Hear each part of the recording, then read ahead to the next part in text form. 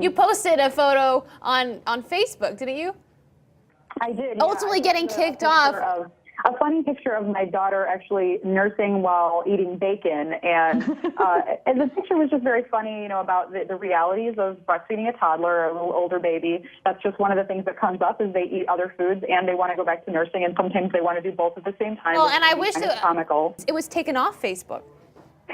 Yes, for a moment it was.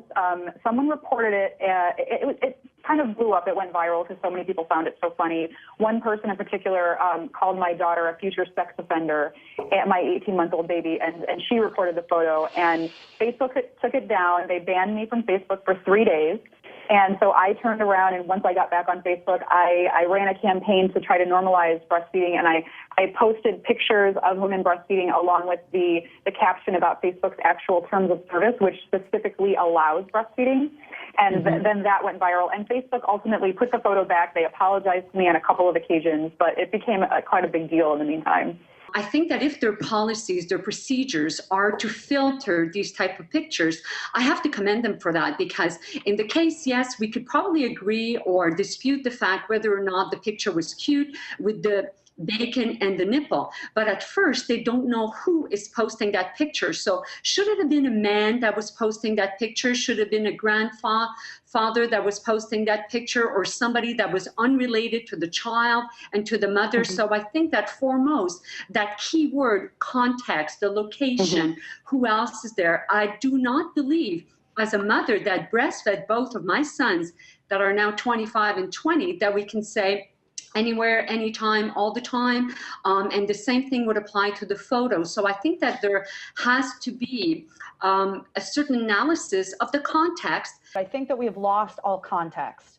When bottle feeding was not the norm, when it was very, women, I've been looking at pictures from the Great Depression and before, extremely conservative women with their breasts out of the top of their shirt, way more exposed than I like to be, surrounded by men, surrounded by children, nursing toddlers. It was completely normal until bottles came around. And I'm not dissing bottles. It's not about that. It's about the fact that for like 30 years or something, women were not seen breastfeeding. And it just completely removed our context. Breastfeeding is not sexual in any context But whatsoever. how many men looked at that photo on Facebook and were probably loving it?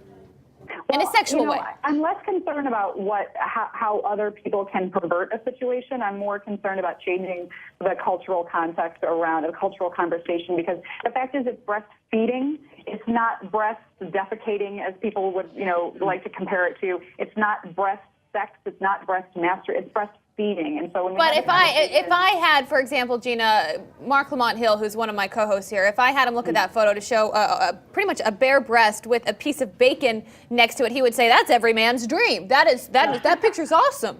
And he might, and I think that's funny, but the idea is that photo was to, laugh about the fact that my daughter was making that choice, but also my job, I feel like, as a breastfeeding advocate, as a public health professional, is to promote breastfeeding and to promote breastfeeding that we don't often see, which is not just breastfeeding a newborn, but also the complexities and the sometimes comical nature of breastfeeding a toddler. And the more people who see photos like that, the less of a big deal this will be.